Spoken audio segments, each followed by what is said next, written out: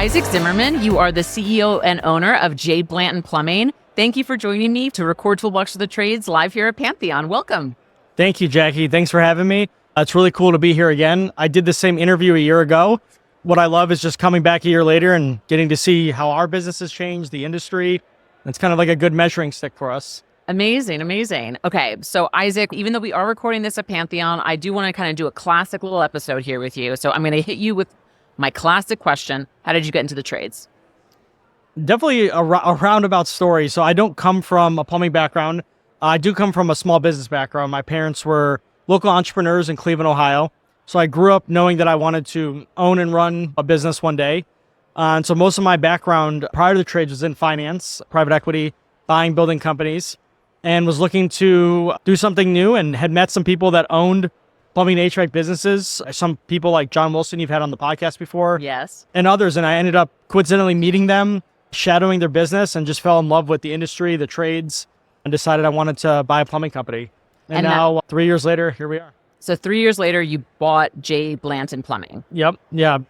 Okay, I'm very curious, as someone who was coming from out of the industry, what surprised you the most when you first got into it? I think honestly how fun it is. I really have fallen in love with this industry. I think of myself as a nerd for home services and plumbing. Even though I don't know that much about plumbing, I've now learned a lot about how the business of plumbing works. And I love the people. I love the processes. I love coming to conferences like this. And the community is so surprising in this industry.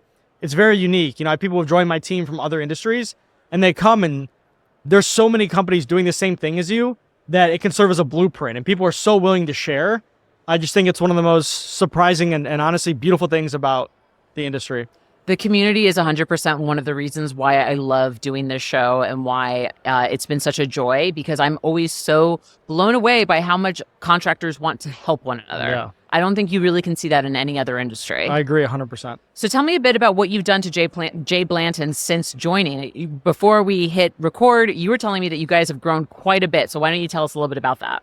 Yeah, so I bought the company 2 years ago. It has been around for over 10 years, but bought the business from the founder 2 years ago. Since then, we've tripled in size. We were 6 million when I started. We're run rate 18 million now. And our goal is actually to be the largest residential plumbing company in the country on the next 5 to 7 years. So we're very, very motivated, very growth oriented. And it's just been having a growth mindset embedded in everything we do. We like to make decisions and pivots in hours, not days or weeks. And we're just obsessed with our craft, getting better. I have an awesome team. 9 of them are here with me for this conference. And, you know, I think we're just very nerdy about what we do. We want to be the best. We want to employ the best and honor plumbing, bring honor to the trade, and grow the business. So we've been investing a lot in sales training, marketing, have really become masters of Google, and just have embedded a growth philosophy in what we do. That's amazing. So is there a specific, I know you just joined Nexstar. Is there a particular blueprint that you've been following? Have you just been absorbing information from other mentors in the industry to figure out what you had to do to take it from, remind me again, was that 6 million to 18 million now? Yep. Awesome. Way to go. So what was your blueprint? I think kind of like what I said about community. I've met like-minded owners, and just being in group chats with them, talking to them about what they're doing, studying the competition, even seeing how they structure their Google pages, how many they have, what do they do for incentive compensation for technicians, how do they recruit. But at the end of the day, it's kind of a simple business. You need more calls and you need more technicians. So we've just gotten good at generating more calls, and probably one of the biggest needle movers has been hiring the best people. I would say that our talent level has skyrocketed. Yeah. And really, especially our sales talent level has skyrocketed. And so just finding a way to get those A players, I treat recruiting great technicians like NBA recruiting. So we want to go all out, whether that's compensation, wining and dining, vision, all of the above. Like, we treat it very, very seriously. We invest a lot of time to win the best and steal them from the competition. All right. So you're actually seeking out seasoned technicians. I know a lot of folks are investing in folks that are very green to the industry, and they're kind of building them up from scratch. Doesn't sound like that's your strategy at the moment. Yeah, unfortunately, we don't have the luxury of being big enough yet to do that. For us, recruiting the best existing technicians is a way for us to grow, but our dream is to build our own school, to do our own training. We just have to get to the point where we can afford to do that in a good way. Yeah. So for now, it's hiring the best, poaching the best, and then eventually it'll be building the best. But that's a tough journey to do it well. And remind me, what part of the country are you in right now? Chicago. Chicago. Okay. Very interesting. So I know that before we hit record, you were telling me that you actually have quite a bit of a global team. Yeah. So not just folks that are in the United States, in Chicago. Tell me about how you've expanded globally. Yeah, so we do think this is a big part of our secret sauce a little bit too. We do leverage a lot of global talent. So we have 71 US employees and 40 overseas. And so most people think it's our call center, which it is a lot of our call center. We have software developers overseas, so we make a lot of our own custom dashboards and then custom scripts to automate business processes. We have a lot of digital marketing people overseas, business analysts, outbound salespeople. So we found, a very eager global workforce, and we found that it helps us with specialization. So we take something that maybe we couldn't afford or couldn't find someone in the US who would want to just do that one task, even if it's very important. And so we'll, find a global person, we'll have them just do that. And it's worked tremendously well. I'll tell you a crazy one even. One of our main recruiters for plumbers in Chicago is based in the Dominican Republic. So he spends all day setting up interviews. He's on Indeed, and he sets up interviews for us in Chicago, phone screens the plumbers from the Dominican Republic. Oh my goodness. And sets up 3 to 5 interviews a day for us. So wow. All right. Very, very successful. I'm assuming you don't want to share the name of this person so no one else will find them. Exactly. That's really incredible. So this person's main job in the DR is just to be like screening and finding local plumbers in your area and getting those interviews just set sits up. on Indeed, sorts through resumes, understands, he's doing dozen of them a day, so he understands what to look for, what we want. He looks for the people that fit the bill. He does a phone screen, pitches us, and then sets up the interview for us. So that's a perfect example where we're able to take somebody globally, give them one mission that's critical to us, and then, just rinse and repeat. So we get 3 to 5 interviews a day in person doing that. 3 or 5 interviews a day. I know people's ears perked up at that. Yeah. I'm very sure they did. So I'm curious here too, because coming as the new owner of the business just a few years ago, coming from out of industry, did you have any pushback from the workforce that you were inheriting essentially? And what was that like, having to kind of win those folks over or ultimately decide, hey, it doesn't sound like we're on the same page, and I think it's time to part ways. I would love to hear more about that. Yeah. Well, I think there's 2 things that kind of helped with that. The first, honestly, because we've tripled in size in the last 2 years, I've basically hired 70% of the 80% of the people that work here now. So very quickly, if you're growing fast, they all become sort of my people. And then I think secondly, I'm a very active owner operator. So I am involved in everything. So it's not like I'm sitting somewhere else, no one sees me, or I just have ideas and I'm not there. I'm doing everything. I'm in sales training. I'm doing all the things that everyone does. And I'll continue to do so. So I think A, we've grown a lot, so I've hired most of the people. And then B, they see that I'm on the ground. They see that I'm a part of everything. So I think that helps. But what's tangentially related to that that's been different, and Tommy talked about this today in his breakout session, is as we've grown, we've increased our expectations as a business. We want to be the best.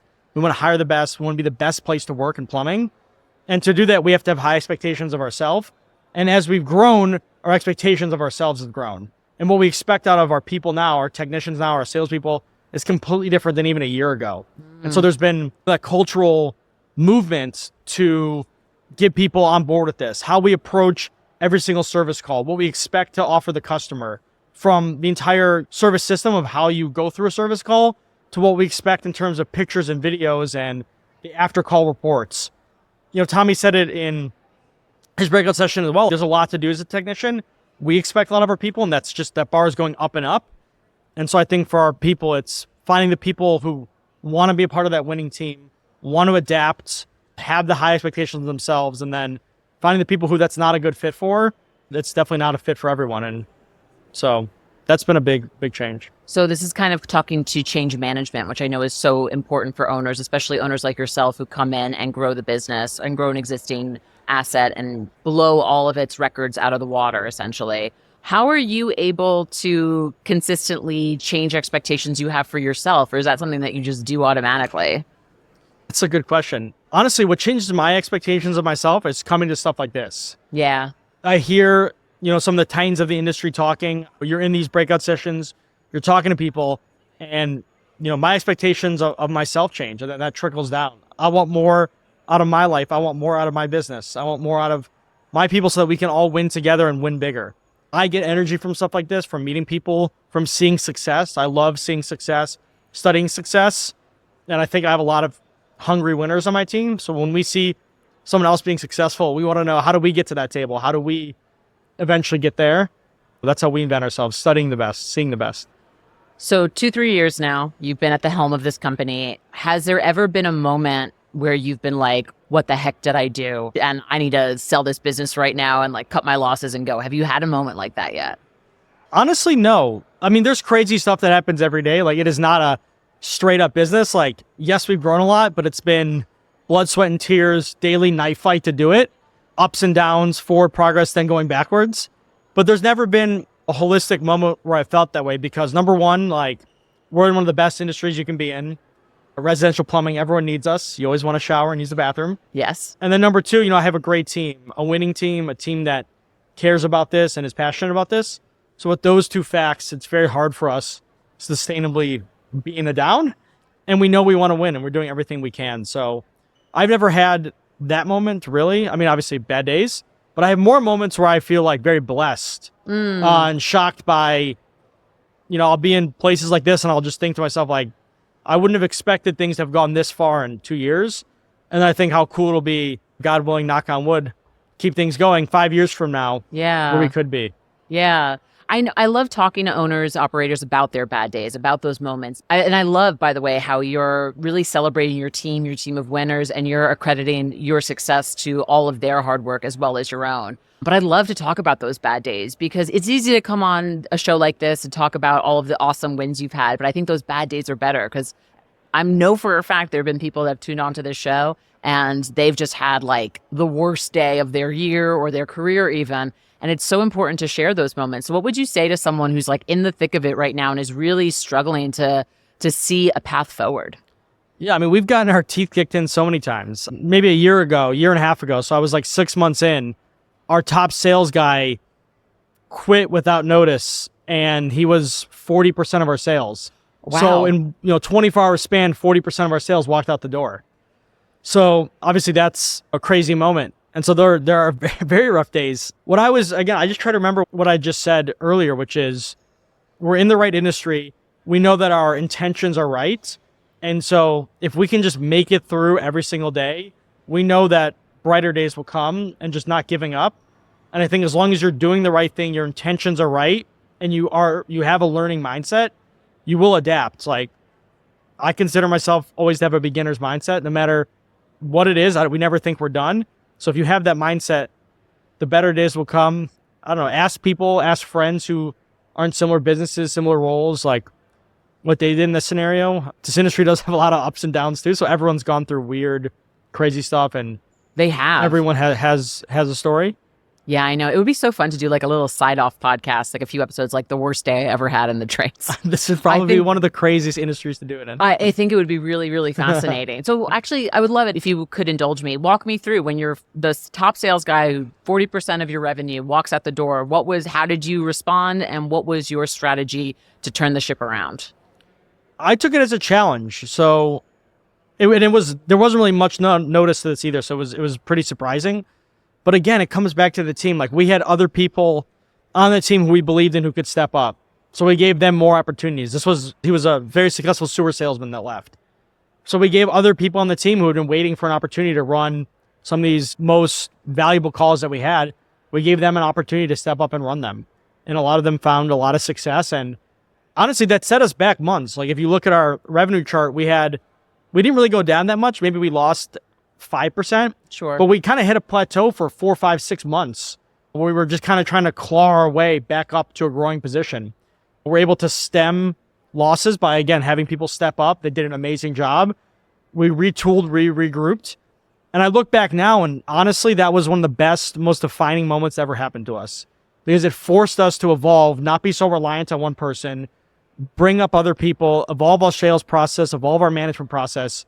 And it made us 100 times stronger. And thank God that guy left, because he had, no one's perfect. And so being reliant on that individual with his good things and bad things associated with that did not put us in a long-term winning position. And had he not ripped the Band-Aid off for us, we probably would have trudged along way longer than we should have in honestly a vulnerable position. So I also tell myself that a lot. Whenever something bad happens, usually it's something that was meant to happen anyway. So I think about that. Thank God this happened because XYZ. You do have a very healthy mindset. Way to go. How did you even curate this healthy mind, like the learning mindset, like the being able to change perception? We had a wonderful woman on yesterday who talked about head trash, and that's been jangling around in my head for the last like 24 hours or so. So how do you cultivate that mindset? I think just being obsessed with winning and not wanting to lose and refusing to give up. Like we so badly want to be the best, want to grow. And so these are all just obstacles, and losing is not an option. Failing is not an option. And so if you have that mindset, I think that's a huge part of it.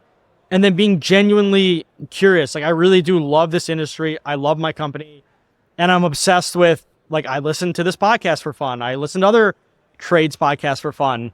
I like talking to people in this industry for fun. Like that is what I truly love doing. And so if you love what you're doing and you just obsess with winning, and no matter success. No matter what it is, like you have to. And I make mistakes constantly every day. We're super, super far from perfect. And I don't always have a positive mindset, but we do have a not giving up mindset. That's our number one mindset. I think that is really important. I think you somewhat answered this next question, but I just want to clarify. It sounds like when you lost this salesperson, I love the way you're thinking about it. It was so good that it happened. You ripped the Band-Aid off for us. We were able to level up our sales training, our management training. So it sounds like in this instance, you learned this lesson of, all right, we can't rely on one person, and we have to make sure that we have a roster ready to go when something like this happens. Yep. And so I'm sure you're now in a position where you've got multiple sales leaders in your org and the more of those you have, the just more revenue you're going to bring in. For sure. That's exactly right, Jackie. And that's true of all positions, whether it's sales, install, warehouse, a key manager. That's the benefit of growing too. You can have more stability for the business, and then therefore more stability for all team members. A healthy business shouldn't be reliant on one person. Mm-hmm. It should be a team that has redundancies built in. So we're constantly, I'm constantly thinking about those vulnerabilities. Where do we have a department or role where we have reliance on one person, and what would happen to us if they leave, and how do we back solve for that? Yeah, I know. It's a reality I've heard echoed on this show a couple times before. You have one key person leave or, suddenly pass in some situations, and then the company's like in the red for months trying to scramble, trying to recover from that. So it sounds like you took a hard lesson and you turned it into something that's just helped your company skyrocket. So Well done on you. Thank you. You mentioned that you listen to this podcast, thank you very much, and other trades podcasts out there. So if this microphone right now is your megaphone to the industry, you're now on the podcast and you are able to share one piece of knowledge, one big nugget of information. What is it that you would like to share to the industry as a whole? One thing that we've benefited a lot from recently is just the investment in training. And I think we joined Nexstar a few weeks ago, which I think is a tremendous organization, and started doing their service system training. And I think with training, it can seem, and training is really just investing in your people, but it can seem expensive or time consuming or whatever. And we've kind of just leaned into it the last few weeks. And honestly, we went to one training, probably within 2 weeks, had made a 10 times return on money on that training. Wow. Literally, we sold 2 jobs that paid for the entire training for everybody that we wouldn't have sold without it. And the people who sold it said, I would never have sold this had I not gone to that training a week ago, paid for the whole thing. And so what I say to myself now and say to everyone is invest in your people, invest in yourself. However much you think you're investing in yourself, you can do more even. Tommy was saying in his breakout session, they're doing 2 hours of role play a day. I thought to myself, we got to step it up. So I think, just let's invest in ourselves. Let's invest in the trades. Let's invest in our skills. And that's what I've been thinking a lot about. Yeah, I 100% want to echo that, because we've had folks come on and say it's so easy to just lose sight of training, and it's so easy to just like let it go by the wayside.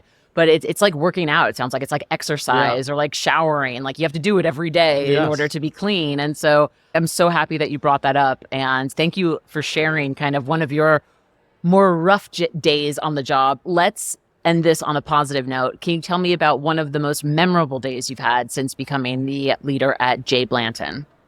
Well, this was a year ago, but I think because we're here, honestly, the first Pantheon that I went to, which was last Pantheon, was one of the most memorable moments I've had. It was my first really introduction to the community in a broader sense, how big it is. And I just remember being at this conference, being at, I think it was One Republic was the concert last year. Yes, One Republic was the concert. I just remember like being at that concert and looking around. And I was like, holy crap, this is crazy that I'm at this concert, virtually like a front row seat. And this is all for a bunch of plumbers and HVAC people. And so I thought, wow, this is really cool, and kind of felt like we made it. So That's that was awesome. an awesome feeling. That's awesome. Well, I'm so happy that you stopped by Toolbox for the Trades again. Thank you for listening. Thank you for sharing your story with our listeners. I'm sure you're going to get hit up once this goes live because people are going to want to hear all about your various processes. Aizik, I can't wait to see where you're going to be next year, honestly, because I'm sure you're going to be like, yep, we're at like 35 million now. No big deal. Thank you so much, Jackie. It's amazing being here. Joe Papa, you are the CEO and founder of TruVersity. Welcome to Toolbox for the Trades live here at Pantheon. Thank you, Jackie. It's great to be here. I'm excited to chat with you. So for those who don't know, tell me what TruVersity is. Yeah, so TruVersity, we are the largest AI training and consulting company for the trades. That is quite a statement. So second question, how did you get into the trades? So my background is in engineering. I've been developing AI technology for the past 30 years. About 15 years ago, I had just exited local businesses, and I met an individual named Mike Aguilera, who is the founder and one of the owners of Gold Medal. And Mike and I became friends, and so I've helped him through Gold Medal and CEO Warrior, and just really got to know the community and the industry, met some amazing people. And about 2 years ago when ChatGPT came out, we had seen what was going on in the research and development space. I knew all this technology that was coming out, but when it was released to the wild, to everybody, I said, wow, I got to help this industry, because there's going to be a lot of confusion and a lot of people left behind if they don't do something about it. All right. So first off, I didn't even know AI has, I guess it makes sense. 30 years. Yeah, it actually goes back years? farther than that. It's probably in the 50s when it started to be developed. Yeah, the term AI is, probably 50, 60 years So the old. Terminator's based on a true story is what you're telling me. Cannot confirm or deny that. Sure. All right. I love that you're helping people with this topic. It is a very confusing topic. It's an exciting topic. I'm sure for some folks, it's a scary topic. When a trade company approaches you, what are some of the common concerns that you're hearing? Yeah, common concerns is just a lot of confusion about all the hype. And the biggest question I get is, how can AI help me in my business? And that's not a simple answer. So the first thing I tell people is you have to master the technology. And we're at a critical point in the world right now in human evolution, because AI and technology has exceeded human intelligence at some level. And we're at a crossroads. People are either going to become zombies and just use these tools without thinking about it, or they're going to become leaders and master and control the technology and learn how to use it in their business. Do you want to be a zombie or do you want to be a leader? There you go. All right. So obviously in the last 2-ish years, last year at Pantheon, we kind of were like, and now we're working with AI, right? Mm-hmm. Who are the big players in AI? What are the tools that folks are most using in the service industry? Yeah, so the biggest player by far is OpenAI. ChatGPT, the creators of ChatGPT, and there's a bunch of other models that, just beyond GPT that have come out, and that's where it starts. So what a lot of people don't know is the back end in technology is available for use. So you have tons of software that can leverage the technology in terms of models, which costs upwards of hundreds of millions to billions of dollars to train. Mm-hmm. So all of this technology is available to anybody to create software. So there's been an explosion of new software features and new software applications that utilize this technology, like ServiceTitan. The number one thing I tell people is look at your current systems. If you're using ServiceTitan, go through there and look at all the AI capabilities that you have available to you and start implementing that strategically. Can you give me an example of that? So I know Dispatch Pro is one of our bigger AI tools. Can you tell me about a time a client leveraged ServiceTitan AI features to their benefit? We have several clients that are looking at on the marketing side. So any kind of outreach, whether it's voice or whether it's text messaging, emails, AI could be used to craft those. The voice technology has accelerated in the past 6 months to a year. So, we're attending a session today on the customer service side where you have voice assistants handling calls. We built our own AI call centers, AI role play trainers. to where humans, in order to learn, could actually interface with AI. So there's a ton of features that are available in ServiceTitan, as well as new stuff that's coming out that's really, really cool. Awesome. All right. So talking about AI in call centers, call center training, the voice assistant, that kind of stuff. How does one avoid becoming a zombie and be a leader when it comes to that? Yeah, so it's really all about people.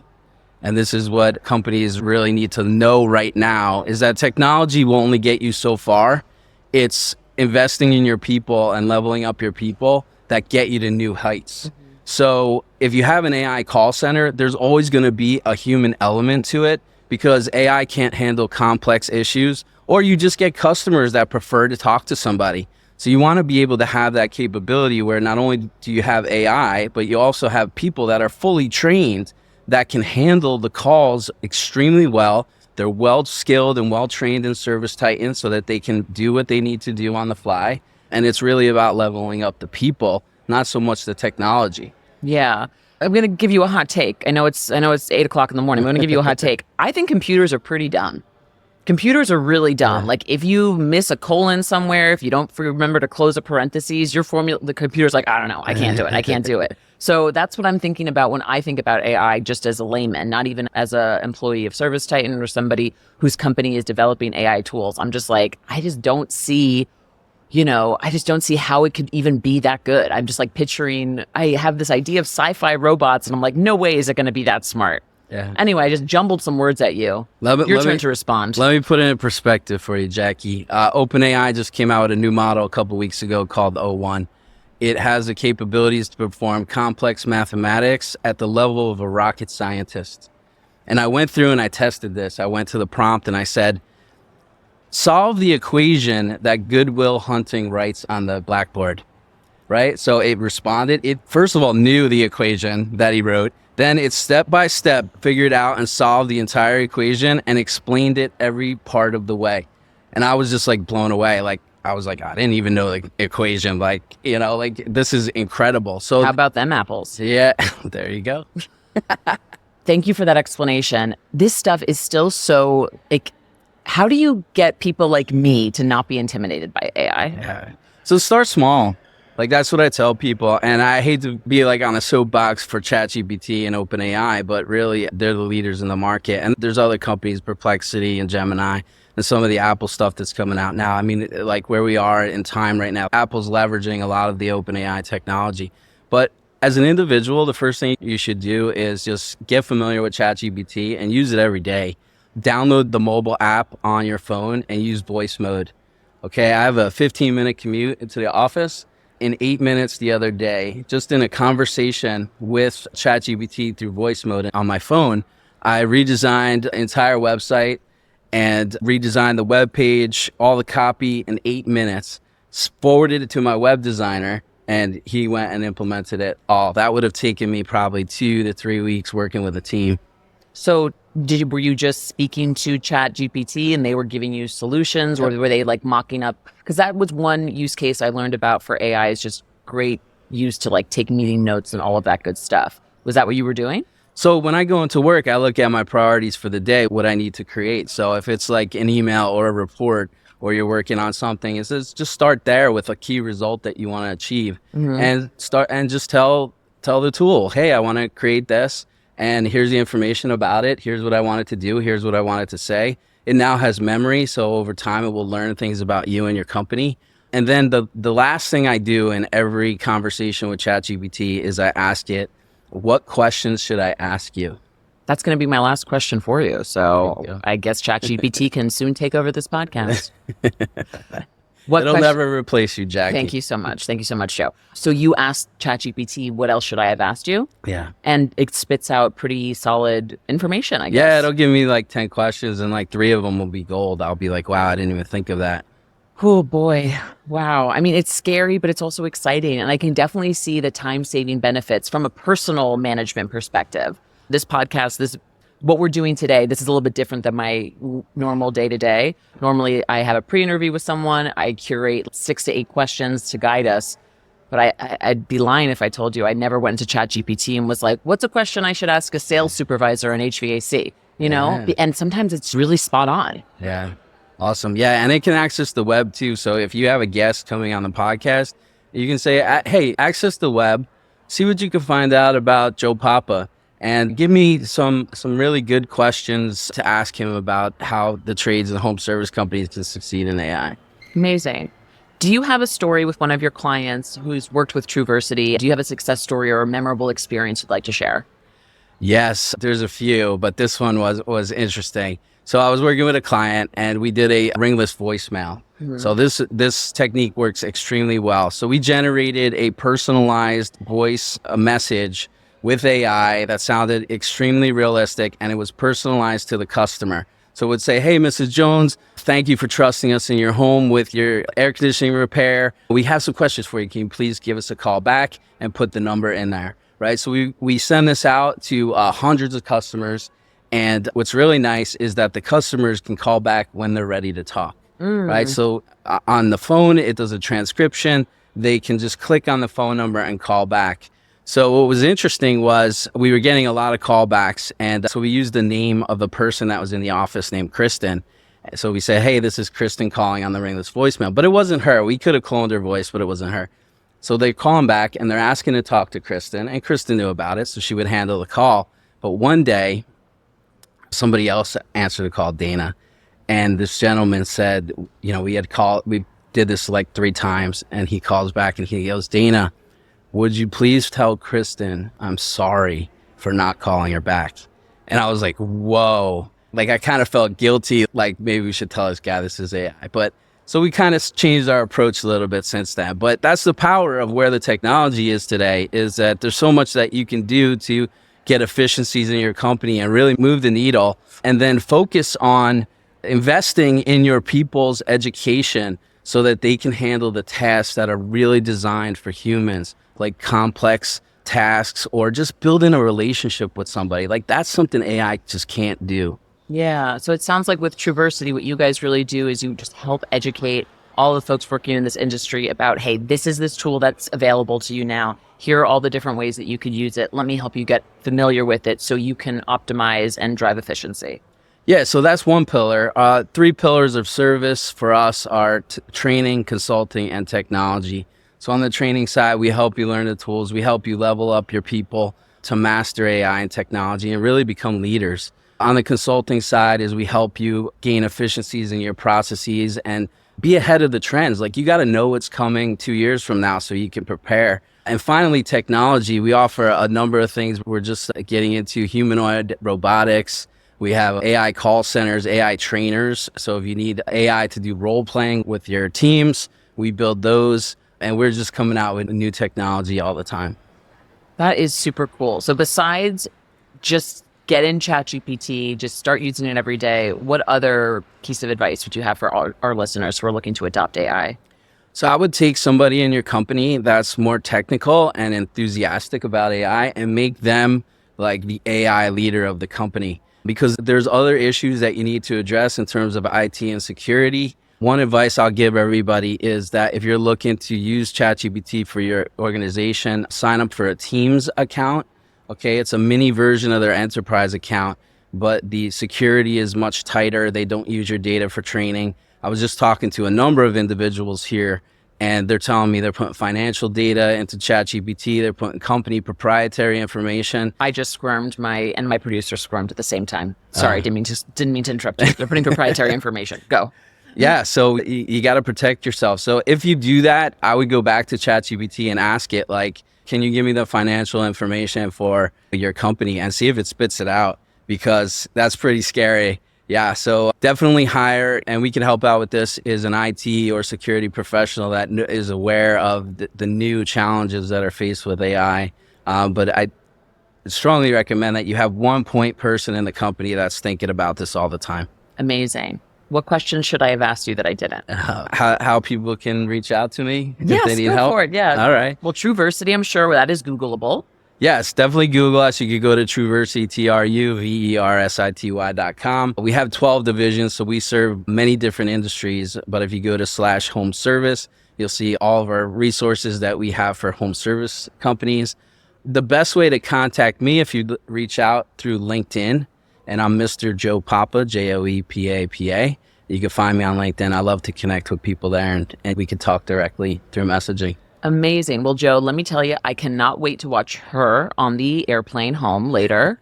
I did it. I did 3 AI movie references in this short mini podcast. Love it. What's your favorite AI movie, if you have one? Oh, I do like her. I do like her. That one, yeah. I know it's a good one. Well, actually, Good Will Hunting, not an AI movie. We got 3 movie references in, and that's what's important, Perfect. Joe. Love it. Thank you so much for joining me this early in the morning. Thank you for handling my chaotic 8 a.m. energy. You did fantastic, and I will definitely take you up on your challenge for using ChatGPT more, and I'll let you know how it goes. Awesome. Thank you so much, Jackie.